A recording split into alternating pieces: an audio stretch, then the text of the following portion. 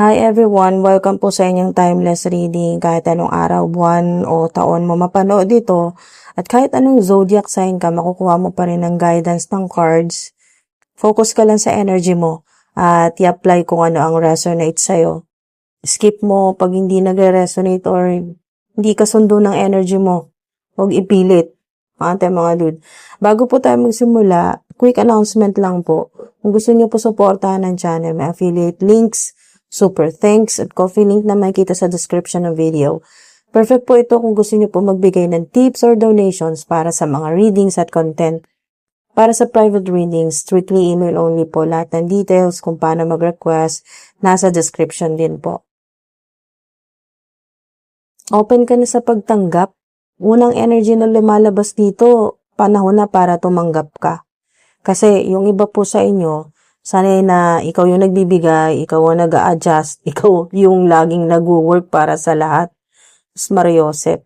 Pero pagdating sa blessings, parang hirap kang tanggapin. Minsan iniisip mo, karapat dapat ba ako dito? Baka mawala lang din. Pero ang mensahe sa'yo, okay lang tumanggap, karapat dapat ka. Ulitin ko, okay lang po tumanggap kayo mga dude, karapat dapat ka. Okay? May paparating na napakagandang tsansa. Okay?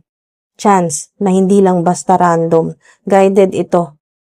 May opportunity na biglang dumating sa ilan.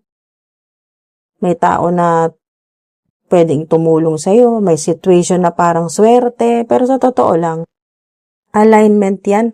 Pinagaandaan mo yan. Kahit hindi mo namamalayan. Kailangan mo ngayon maging mas confident, mas decisive, mas bold sa decisions mo. Hindi ka pwedeng half-half yung opportunity na darating sa'yo para sa taong marunong manindigan. Kung lagi ka nagdadalawang isip, ikaw din ang mawawalan. Pero ito yung reality.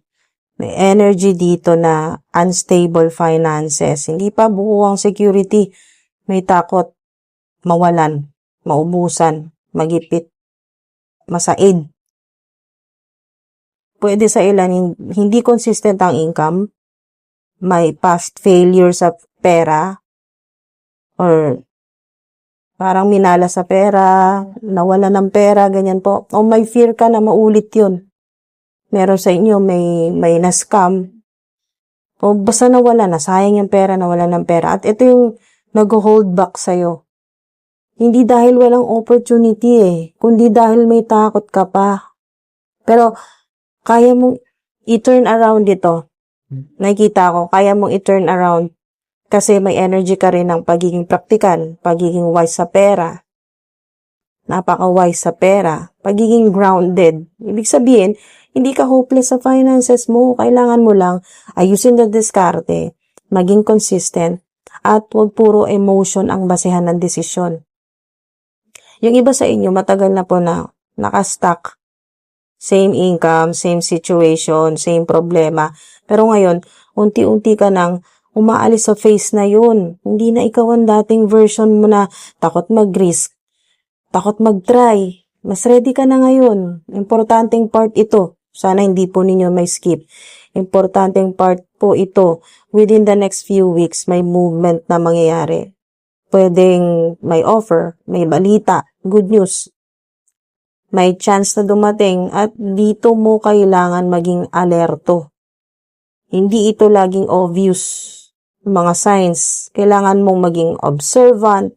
Signs na pwede mong mapansin, repeated numbers, angel numbers, random conversations, biglang magkaroon ng idea, yung gut feeling mo. Huwag mong i-ignore ang intuition mo o yung kutob, gut feeling. Ito yung pinaka-core message. Okay? Kung naniniwala ka, mas mabilis ang flow. Kung lagi kang may doubt, duda, babagal ang progress. Mapapalampas mo ang chance. Hindi ito tungkol sa pagiging positive lang, kundi sa pagiging open at ready. Malinaw na may opportunity. Hindi ito maliit lang. Sa nakikita ko, napakalaking opportunity, napakalaking blessing ito. Pwede itong bagong income. bagong direksyon, bagong chapter sa buhay mo. Pero ito ang tanong, tatanggapin mo ba? Huwag mong hayaang matalo ka ng takot. Nating dude, huwag kang mag-overthink hanggang ma-miss mo ang chance. Iwas sa impulsive decisions. Balance lang. Okay? Tama lang. Huwag i-reject ang opportunity dahil lang sa doubt o duda. Be ready. Okay? Be ready. Hindi lahat ng blessings paulit-ulit dumarating. May paparating na guided opportunity. May movement sa next few weeks. Kaya mong stabilize ang finances mo. Nasa stage ka ng growth at progress. At handa ka ng tumanggap ng mas malaking blessings. Mas malalaking pera. Ating mga dude, handa ka na. Okay, tumanggap ng malalaking pera, large sums of money, o malaking blessings, malaking opportunity. Mga lucky numbers po ninyo, 2, 4, 8, 11, 22, 888, 222, 222, 444, 444, 1111, 222, 888, 22, significant.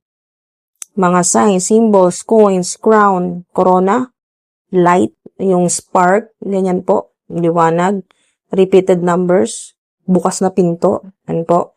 Mga dude, may makita kang bukas na pinto, open doors, o yung gate, bukas na gate, initials, Q, M, R, A, at letter L. Alam mo kung bakit nahihirapan kang tumanggap? Hindi dahil wala kang opportunity, kundi dahil sanay ka sa survival mode. Ang ilan po sa inyo, matagal ka nang nasa phase na ikaw ang nagbibigay, ikaw ang sumasalo ng problema, ikaw ang laging strong. Kaya ngayon, na may dumarating na blessing, parang hindi ka komportable. Parang masanay ka pa sa struggle kaysa sa ease. Yung madali, yung magaan, meron pang mas malalim dito. Subconscious belief mo na baka hindi ako swerte sa pera, lagi naman nawawala, magkakapera nawawala, nauubos agad, hindi tumatagal ang blessing. At kahit hindi mo sinasabi out loud, yan ang nagbablock sa pag-receive mo. Okay? Yan ang nagbablock sa pag-receive mo ng blessing. Kasi kung ano ang pinaniniwalaan mo, yun ang nagiging reality mo. Ito na ngayon ang activation mo. Hindi ka na dapat mahiyain. Hindi ka na dapat nagdadalawang isip. Kasi yung opportunity na darating para sa taong marunong humawak ng power. Okay? Para sa taong marunong humawak ng power. Tanungin mo sarili mo ngayon, kung confident ako, ano ang gagawin ko? Kung confident ako, ano ang gagawin ko? Yun ang gawin mo. Kung ano yung sagot sa isip mo. Okay, mga dude. May energy dito ng instability sa pera, generational struggle, hindi pa fully secured ang future. Pwede sa iba, breadwinner ka, maraming responsibilities, or may pressure from family o family members. Kaya kahit may opportunity, iniisip mo agad ang risk. Pero tandaan mo, hindi mo kailangan maging perfect bago ka umusad. Pero ito yung magandang part. Ibig sabihin, kaya mong i-handle ang pera, kaya mong mag-grow, kaya mong mag-stabilize, hindi ka kulang. Okay? Mga dude, tandaan nyo, hindi ka kulang. Kailangan mo lang pagkatiwalaan ang sarili mo. At matutunan mong hindi lang mag-survive, kundi mag-grow. Ang pinaka-turning point mo, hindi ka na stuck. Hindi ka na naghihintay, hindi ka na natatakot gumalaw.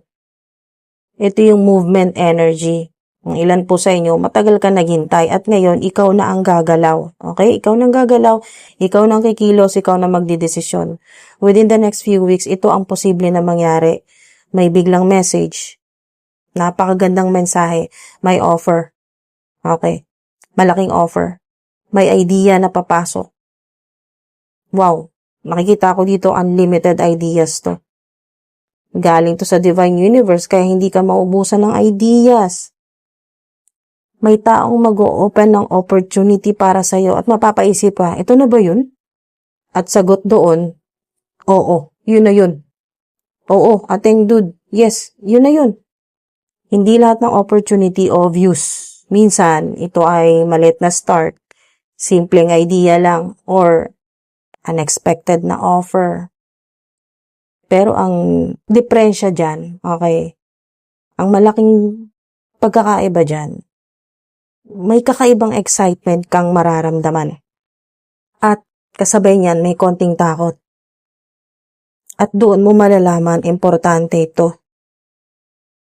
Kung naniniwala ka, bibilis ang flow.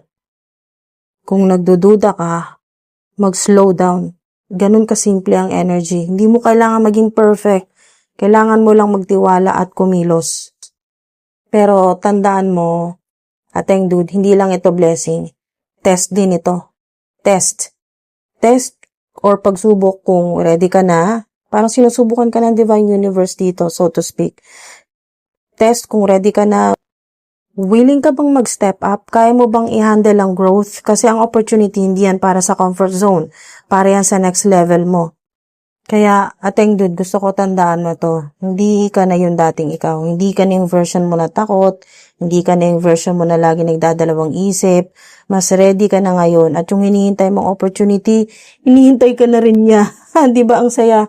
Hinihintay ka na rin ng opportunity na hinihintay mo. Hindi ka na babalik sa dating cycle mo. Hindi ka na babalik sa kakulangan.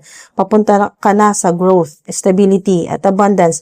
Pero kailangan mo itong tanggapin. Hindi ito pipilit sa'yo. Ikaw ang magde-decide. Okay? Nasa iyo ang desisyon. Nasa iyo ang control. Ating dude, kung nandito ka pa hanggang ngayon, ating dude, this message might really be for you. Bago tayo magtapos, mga dude, gusto kong i-remind kayo, kung nandito ka pa hanggang ngayon, nagpapakita lang yan na open ka sa blessings at guidance na paparating sa'yo. Minsan, ang pinaka-importanteng mensahe, lahat ng detalye lumalabas sa dulo. Kaya kung narinig mo yung part na tumama sa'yo, tandaan mo yun ang sign mo. Na handa ka na tanggapin ang pagbabago sa buhay mo. At syempre, habang naghihintay sa opportunities, ingat ka palagi sa desisyon mo, huwag padalos-dalos, huwag din kalimutan ang sarili mo.